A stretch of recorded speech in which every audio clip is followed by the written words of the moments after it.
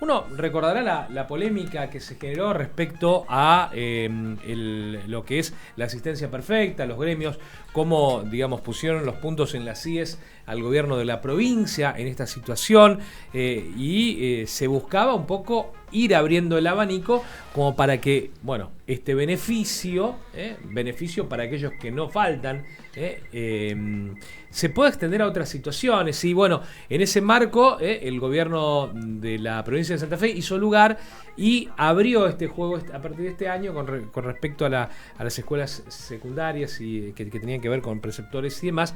Pero hay una faltante ahí que bueno, se ha detectado y que se presentó un proyecto de ley porque bueno, se les pide que se quite la asistencia perfecta a las docentes con licencia por maternidad. El proyecto fue presentado por la diputada del Frente Renovador 100% santafesino, Verónica Porceli Barograf, quien tengo en línea. ¿Cómo estás, Verónica? Daniel te saluda. Buen día. Hola, ¿cómo te va? ¿Me escuchan? Te escucho perfectamente, Verónica. A ver, ¿cómo surge o cuál es el gen de este proyecto?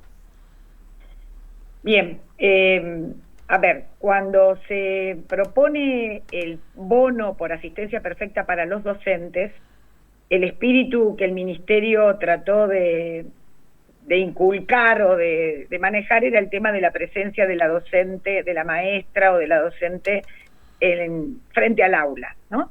Exigía un poco esto, quizás por algunos abusos que hubo, por supuesto mala gestión, a lo mejor también no se evaluó, no se miró, hubo mucho digamos, de multifactores por los cuales había un abuso de licencias. Entonces el gobierno decidió poner este bono para que hubiera más presencia, pero resulta que caímos todos en la volteada, justos y pecadores, digamos, como se diría, porque hay licencias que en realidad son una asistencia perfecta, si me permitís la metáfora, ¿no?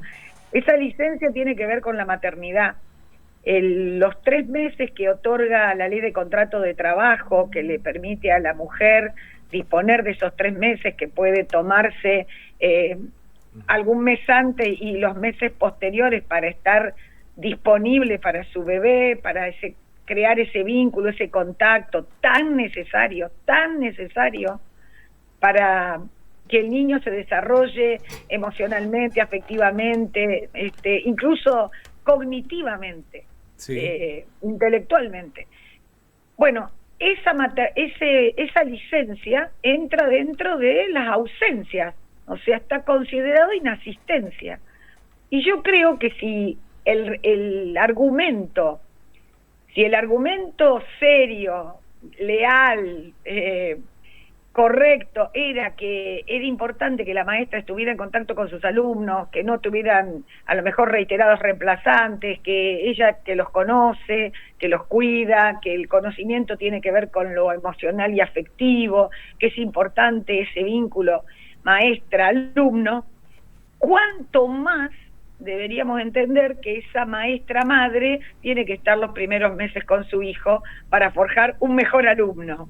Por eso pido que el ministerio revea no suspender el bono de asistencia perfecta a las docentes que piden licencia por maternidad.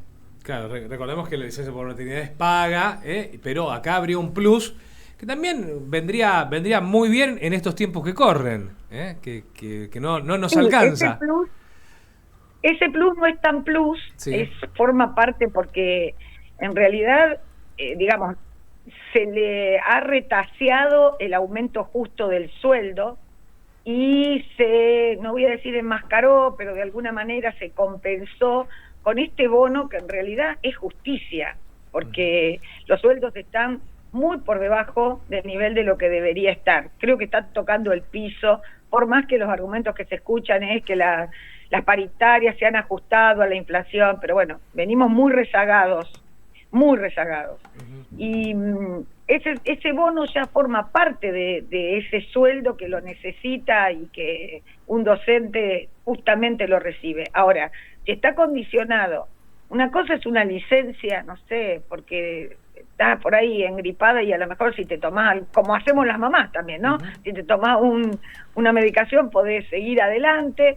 Entiendo que hubo licencias por, no sé, porque la tía de la tía estaba enferma y entonces se tomaron licencias, lo tengo así graficado, pero en este caso en la maternidad hay algunas otras que también son licencias que habría que rever, ¿no? Una enfermedad como el cáncer, un tratamiento para el cáncer, los duelos, el duelo de una mamá, el duelo de un papá, el duelo de un hijo.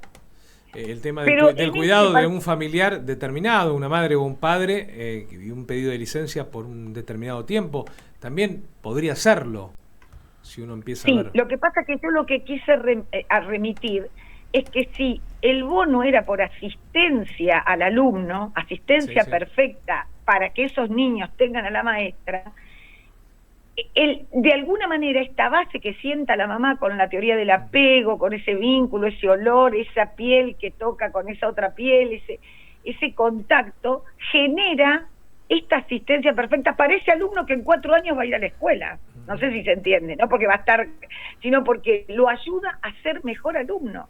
Digo, para seguir la lógica del ministerio, porque en realidad, como vos decís, hay licencias que deberían contemplarse. Y si hubo abuso, alguien tiene que corregir eso y poner o medir o evaluar dónde estuvieron los abusos, ¿no? Pero las licencias obviamente son necesarias. A ver, no me cabe ninguna duda que esto va a generar un diálogo a favor o en contra. A mí me parece que tiene todas las chances de que esto sea a favor. ¿Cómo va a seguir ahora el derrotero de esto que presentás vos? ¿Y qué posibilidad le ves a que se pueda cristalizar? Mira, yo no lo quiero presentar como una oposición. Me interesa que el ministerio lo piense. El derrotero como proyecto de ley tiene un largo camino, porque pasa por varias comisiones, y nosotros ahora con la cuestión de la Asamblea Constituyente, la reforma de la Constitución, tenemos unos periodos ahí medios prolongados para volver a reunirnos. Por lo tanto, porque hay muchos diputados que están comprometidos con la reforma de la Constitución, que creo que es muy importante, pero digo, estos proyectos van a quedar como algo más demorados hasta después de la Constituyente. Igualmente yo creo que el diálogo está abierto y a mí me interesa incluso ir en persona al ministerio y charlarlo, pero no para que salga mi proyecto, sino para que podamos adecuar esto que está bueno en el espíritu, que es el hecho de que los maestros estén más en contacto con los chicos, que la maestra sea presencia importante dentro del aula, no se exagere de tal punto que se pierda de vista ese espíritu, que yo insisto, la madre es madre y maestra, educadora, y ayuda mucho en esos primeros meses a formar la autoestima del niño, el desarrollo psicosocial, los mejores vínculos. ¿Esto abre la puerta a que pidas una charla con Goiti, con el ministro de Educación, por este tema? Sí, de hecho, alguna vez lo cruzo y algunas cosas la hemos charlado. No digo que me haga caso, pero bueno, al menos a lo mejor uno tira una pista para que alguien lo piense, lo revea. ¿Vos te acordás que cuando empezó el bono de la asistencia perfecta era primero para las escuelas públicas o de gestión pública y no para las de gestión privada? Y la verdad que era una discriminación que no tiene sentido, porque si todo es educación pública, una de gestión privada, bueno, al cabo de 3 meses se incluyó las de gestión privada. Acá me parece que si alguien lo dice y lo argumenta, yo lo fundamento en el proyecto, a lo mejor se puede pensar y se puede rever, o se puede darnos cuenta. Y además, ¿sabes qué? También es discriminatorio con respecto al sexo, porque nadie puede suplirnos en esa tarea. Y el varón va a cobrar bono por paternidad. Nosotras, a ver, voy a decir obligada, y no me gusta la palabra porque no es obligada, pero es como decir, es tan fundamental que esté ella, y mira, te digo más, lo pienso por el niño, porque para el niño es más vital que para ella, pero es tan importante, así como cuando pensamos que la maestra esté delante de los alumnos es tan vital para el alumno. Acá es lo mismo, estoy pensando en los niños, estoy pensando en las generaciones que vienen, Estoy pensando en esto, hay una frase que la uso mucho para todo el transcurrir de la etapa del niño y del adolescente. Hoy tenemos niños huérfanos de padres vivos.